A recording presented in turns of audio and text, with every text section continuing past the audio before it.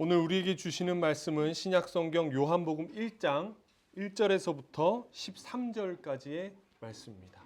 함께 하셔서 우리 주님의 말씀을 들으시기 바랍니다.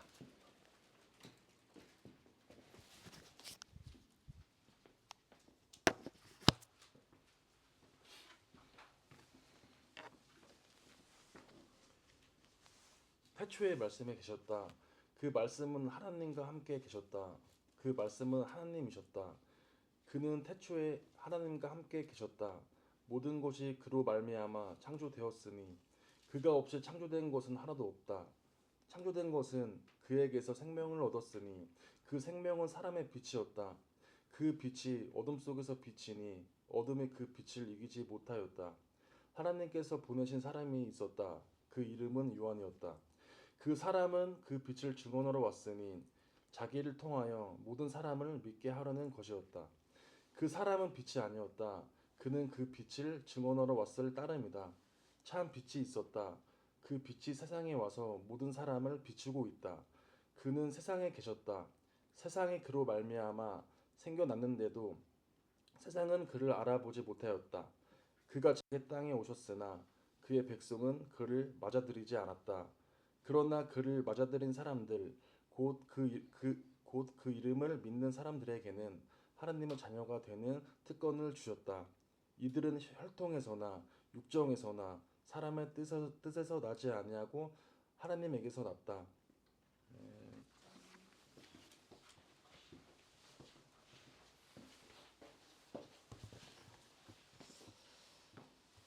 네, 다시 한번 참 좋으신 우리 주님의 자비와 평화가 오늘 하나님 앞에 나오신 모든 분들과 함께 하시기를 빕니다. 오늘은 신년 주일입니다. 우리 새해 인사를 다시 나눠볼까요? 우리 앞뒤 옆에 분들과 다시금 새해 복 많이 받으십시오 라고 인사 나눠주시기 바랍니다. 네, 새해 복 많이 받으십시오. 복을 빌어준다라는 게 약간 어느 순간 이제 교회에서 복을 빌어준다라는 게 약간 뭐 기복 신앙이다 이렇게 부정적인 것이 있는데, 복을 빌어준다라는 것은 참 은혜이고 그리고 서로를 향해 축복을 빌어주는 것이니 여러분들에게 새해 하나님의 은총이 함께하길 빌고 받은 복을 잘 누리시기를 바랍니다. 자, 여러분 이제 새해입니다. 새해를 맞이하신 기분이 어떠신가요? 뭐 사실 별 생각 없죠. 그냥 시간적으로 하루가 지났을 뿐이고 뭐 새해가 됐다고 천지가 개벽하거나 내 삶이 크게 바뀌지 않고, 그냥 우리 교회 같은 경우는 이제 1월 달에 더 바빠졌고 새해라고 하는데 더 바빠졌고 뭔가 일상이 크게 달라지지 않았을 겁니다. 그럼에도 불구하고 새해라는 말은 우리로 하여금 지난 날을 잊고 그래도 다시금 무언가를 새롭게 시작할 수 있는 힘을 주는 것은 분명한 것 같습니다.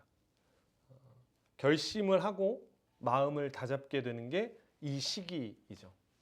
여러분들은 어떠한 새해 결심들을 좀 하셨는지 궁금합니다.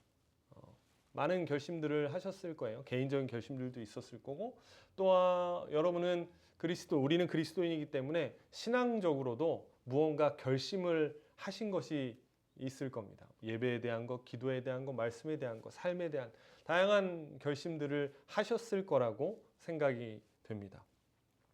조금 더 성숙한 그리스도인이 돼야지, 빛과 소금으로 살아야지, 사랑하며 이해해야지, 흔들림을 멈추고 좀 굳건해 봐야지 라는 이러한 결심들을 하셨을 거라고 생각돼요. 그러나 곧 알게 됩니다. 이 다짐들이 속절없이 무너질 것임을.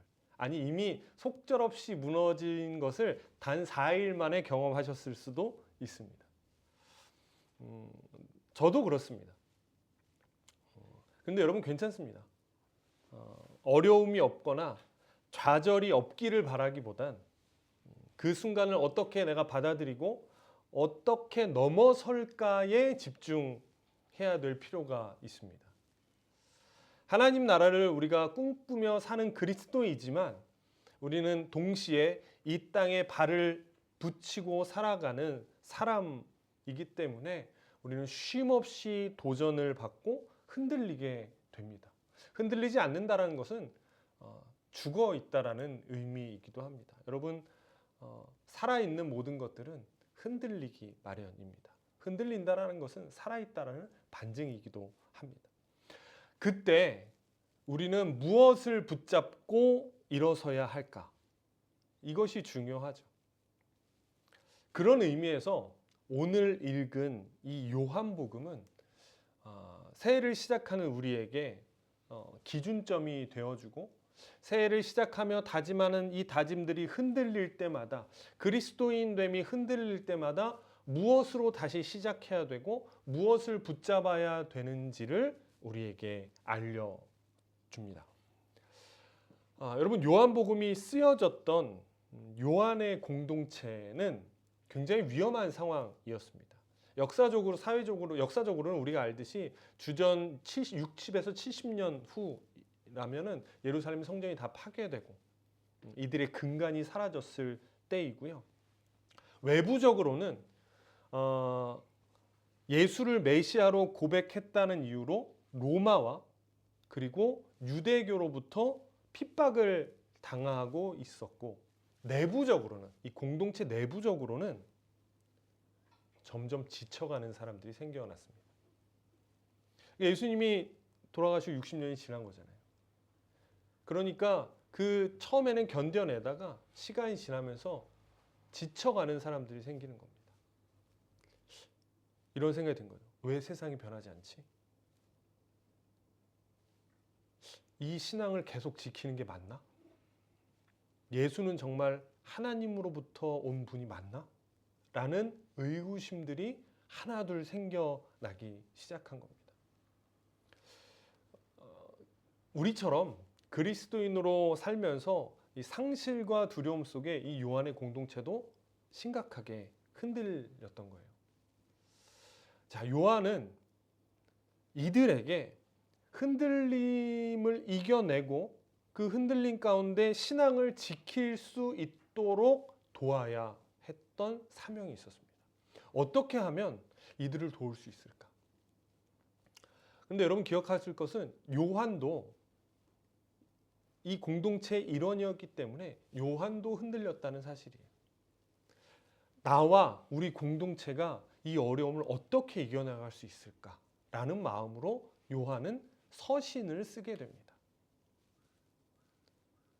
그리고 요한은 그 서신을 통해 흔들릴 수 있는 방법을 명확하게 제시합니다. 무엇을 통해 우리가 이 어려움을 헤쳐나갈 수 있는지를 명확하게 이야기해요.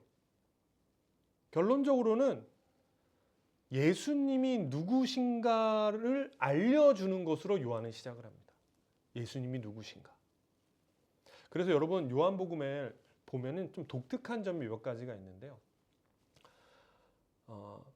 예수님에 대한 이야기를 할 때 예수님의 탄생 이야기가 없다라는 게 좀 독특합니다. 여러분 다른 복음서는 우리가 얼마 전에도 읽었듯이 동방박사가 찾아오고 예수님이 마구간에서 태어나고 예수님이 어릴 때 기억들이 잠깐 기록되어져 있어요. 그런데 요한복음에는 예수님의 탄생 이야기가 없습니다. 오히려 예수님의 탄생을 역사적이고 지리적인 이 배경에서 설명하지 않고 요한은 그냥 예수님의 탄생을 새롭게 구성해서 사람들에게 알려줘요.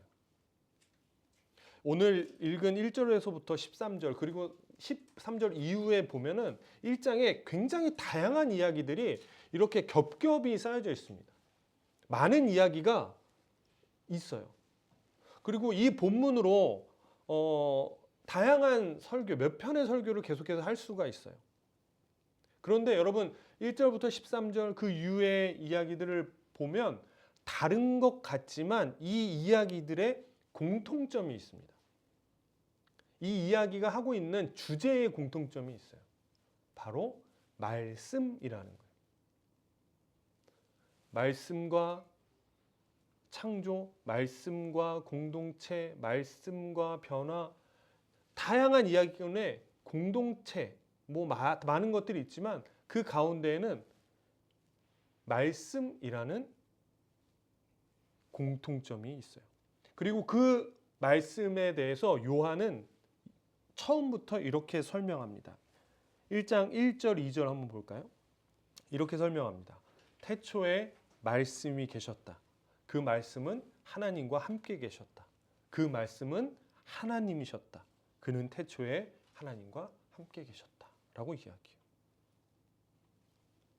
자, 여러분 말씀이 계셨다라고 표현하는 것을 보면 이 말씀이 누구를 지칭하는지 우리는 명확히 알 수 있어요. 바로 예수님에 대한 이야기죠. 그러니까 예수님이 태초부터 계셨다라는 것을 이야기하는 겁니다.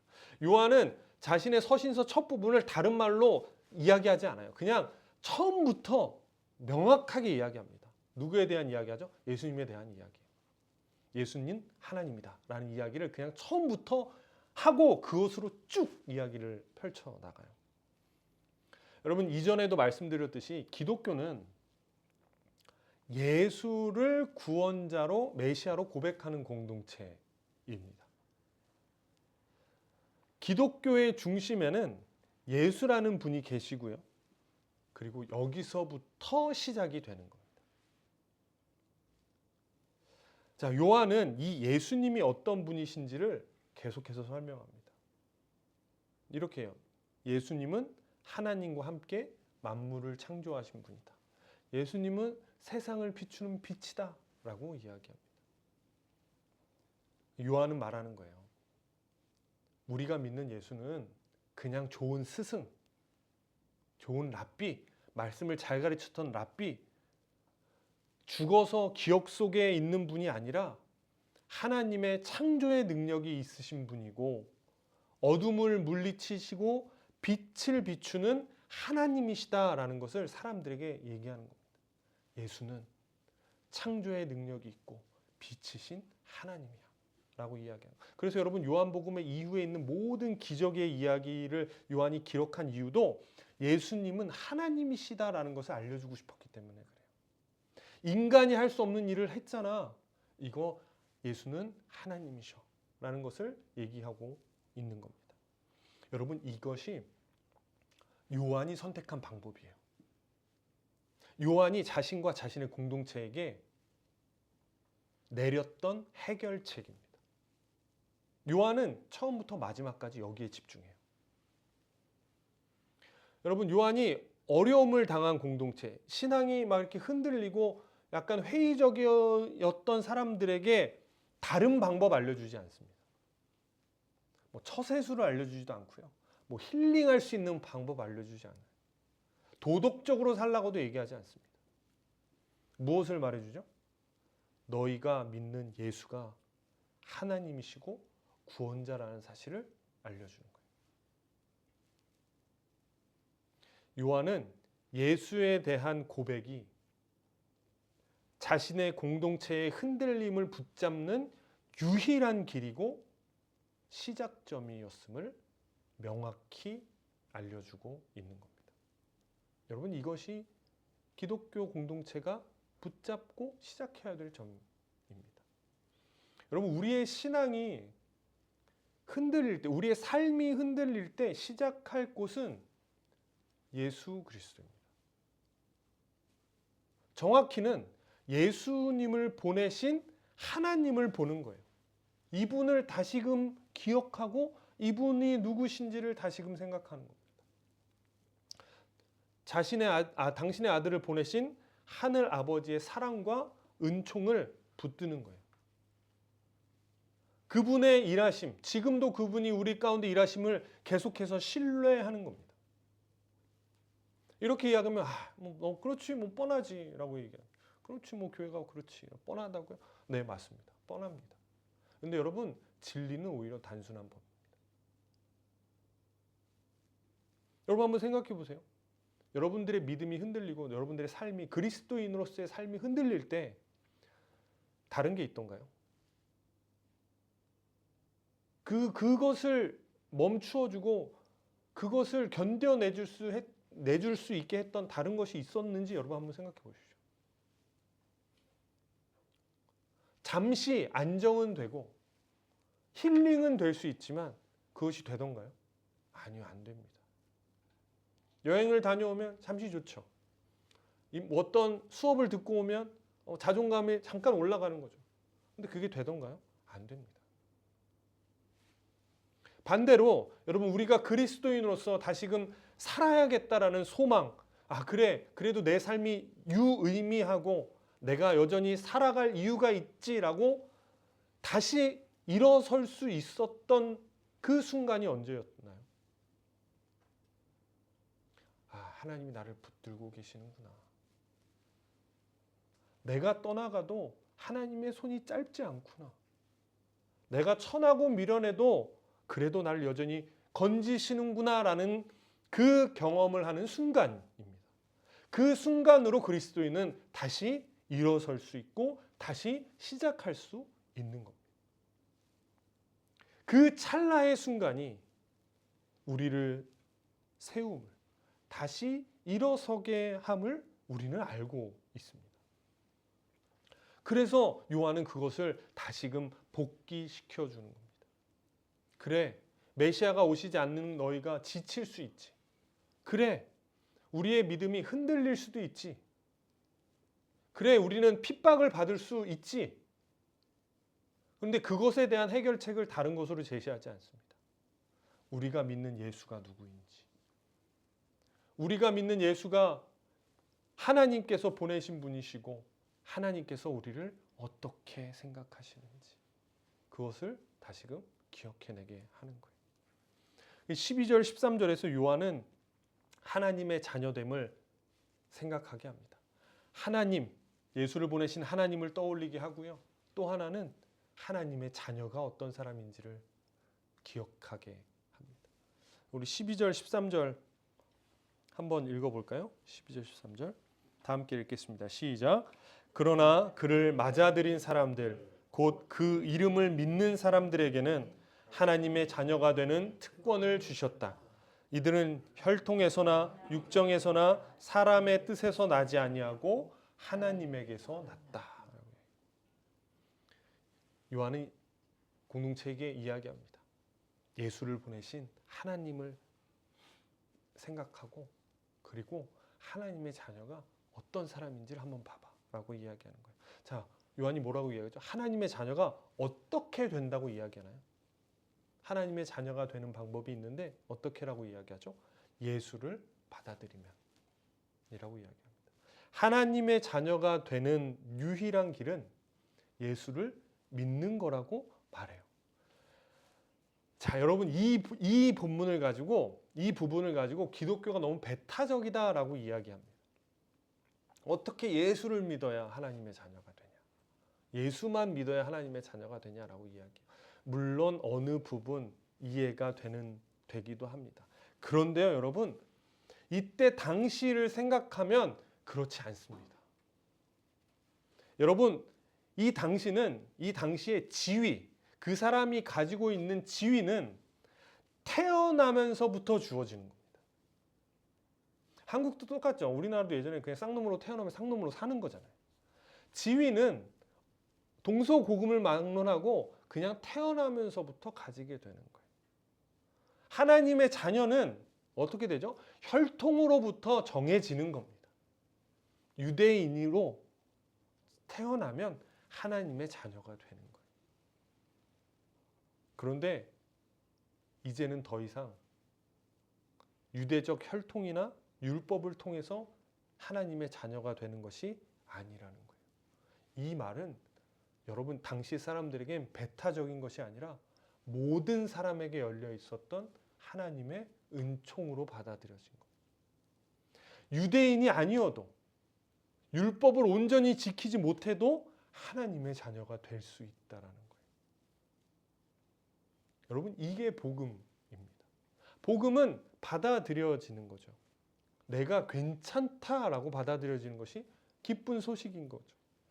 너는 하나님의 자녀라는 거예요. 저는 유대인이 아닌데요. 너는 하나님의 자녀. 저는 율법을 다 지키지 못했는데요. 너는 하나님의 자녀야.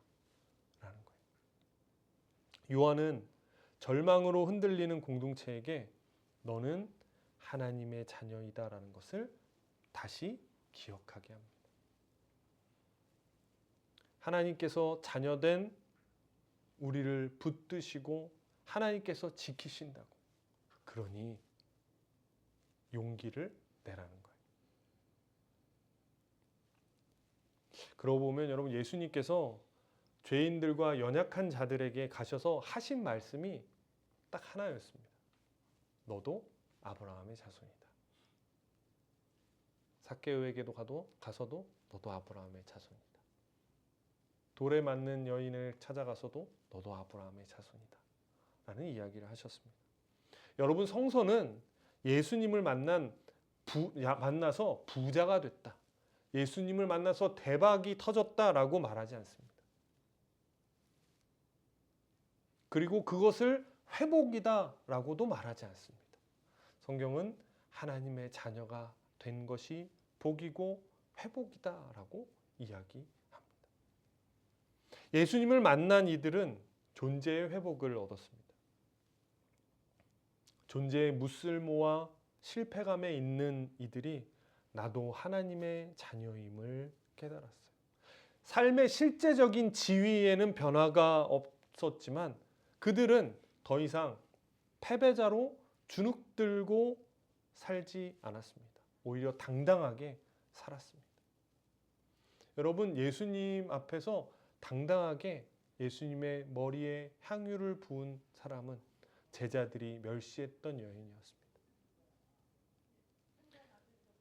하나님의 자녀임을 확신한 사람들은 더 이상 주눅들지 않고 하나님의 자녀로 당당하게 살 힘을 얻게 됩니다. 여러분, 심지어 예수님의 비유 중에 이런 비유가 있어요. 사람들을 가르칠 때 이런 비유를 하십니다. 오른쪽 뺨을 맞으면 왼쪽 뺨을 대라 라고 이야기하셔요. 근데 여러분, 이때 이 이야기를 들었던 사람들은 굉장히 의아해했습니다. 왜냐하면 그렇게 하는 행동은 사회적 지위가 높은 사람들이 지키는 윤리였기 때문에 그래요. 자신들의 지위에는 어울리지 않는 요구를 하시는 겁니다. 예수님 앞에 있는 사람들은 대부분 사회적으로 밀려나 있는 사람들, 사회적 지위가 낮은 사람들이었어요. 근데 예수님이 그들에게 지위가 높은 사람들의 윤리를 요청하시는 겁니다. 사람들은 그게 우리가 따를 게 아닌데, 우리 같은 사람들이 그거 할 거 아닌데 라고 생각했어요. 그런데 예수님은 그거 하라는 겁니다. 여러분, 이거는 윤리 잘 지키라는 이야기가 아니에요. 왜 요청하셨죠? 너희는 그런 존재라는 겁니다. 너희 스스로 그렇게 비천한 존재라고 생각하지 말고 왼쪽 뺨을 내어줄 정도의 존재라는 거 너희는 스스로 생각해야 된다라고 이야기해요. 그러니 어떻게 살라는 거예요? 자녀로 살라는 거예요. 자녀로 살아갈 것을 다짐하라는 거예요. 여러분, 착하게가 아닙니다. 하나님이 왕이심을 믿는 자긍심으로 살라는 거예요. 세상의 평가와 잣대로 자신을 규정하지 말고 말씀이 깃든 자로 하나님의 자녀로 나를 대하고 공동체를 대하라고 권면하고 있는 겁니다. 여러분, 그래서 새해를 산다는 것은 더 착해지겠다고 다짐하는 것이 아닙니다. 더 자녀답게 살아가겠다고 정체성의 방향을 정하는 일입니다. 요한은 얘기하는 겁니다. 착하게 살아라? 아니요. 정체성을 기억해라. 결심은 무너질 수 있지만 정체성은 다시 붙들 수 있습니다. 여러분, 신년은 새로운 의지를 증명하는 시간이 아니라 내가 누구인지를 다시 기억하는 겁니다. 요한은 말합니다. 내가 누구인지를 다시 기억합시다. 우리를 붙드시는 하나님이 누구신지를 다시 기억합시다. 여기서 시작합시다. 라고 요한은 이야기합니다. 그래서 요한복음 2장 20장 31절 요한복음은 자신의 서신을 닫으면서 마지막으로 이렇게 이야기합니다. 그런데 여기에 이렇게나마 기록한 목적은 여러분으로 하여금 예수가 그리스도요 하나님의 아들이심을 믿게 하고 또 그렇게 믿어서 그의 이름으로 생명을 얻게 하려는 것이었습니다. 라고 이야기. 요한은 서신을 닫으면서 목적을 이야기하죠. 제가 기록한 목적은 여러분이 예수 안에서 다시 시작하기를 바람입니다. 여러분이 하나님의 자녀라는 그 정체성의 이름으로 생명을 얻고자 하는 겁니다. 라고 기록해요. 이겨낼 힘이 무엇이라고 말하죠? 예수를 보내신 하나님의 일하심을 신뢰하고 그 하나님이 자녀된 우리를 생명으로 이끄실 것임을 붙들라는 겁니다. 여러분, 우리를 향한 하나님의 시선은 흔들림이 없습니다. 우리를 말씀으로 지으신 분, 말씀이 깃든 존재로 바라보시는 그 눈으로 자신을 바라보십시오. 우리는 또 휘청거릴 겁니다. 그때마다 자기 묵상에만 갇히지 마시고 내가 믿는 하나님이 누구인지, 그 하나님 앞에서 내가 누구인지를 기억하시고 거기서 다시 시작하시기를 주님의 이름으로 간절히 축원합니다. 기도하겠습니다.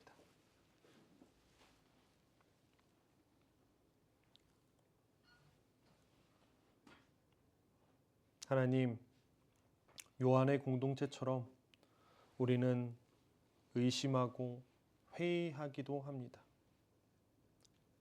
이 신앙이 맞는 것인가? 내가 믿는 예수가 하나님이 보내신 분이 맞나? 라는 질문들이 삶의 어려움을 당할 때마다 찾아옵니다. 그러나 그 질문을 한다라는 것은 우리가 여전히 하나님 안에 있음을 이야기함을 하나님 기억하고 용기를 내봅니다. 다른 곳에서 그리스도인으로서의 정체성과 삶의 방향을 찾을 수가 없음을 우리는 잘 압니다. 하나님 안에서 하나님이 누구신지를, 하나님이 보내신 예수가 누구신지를 하나님 다시금 기억하게 하시고 그 하나님께서 자녀된 우리를 어떻게 사랑하시고 어떻게 이끌어 가시는지를 마음속으로 하나님 굳게 붙들 수 있기를 원하오니 우리에게 믿음을 더하여 주시옵소서. 새해를 시작하며 많은 다짐들 가운데 우리는 또다시 흔들리게 될 것이고 또다시 무너지게 될 것입니다. 실패하게 될 것입니다. 그러나 그 실패를 부끄러워하지 않고 그때마다 다시 하나님을 붙들고 하나님과 함께 일어나는 그 아름다운 이야기들을 계속해서 써내려가는 한 해가 될 수 있도록 하나님 도와주시옵소서. 예수 그리스도의 이름으로 간절히 기도합니다. 아멘.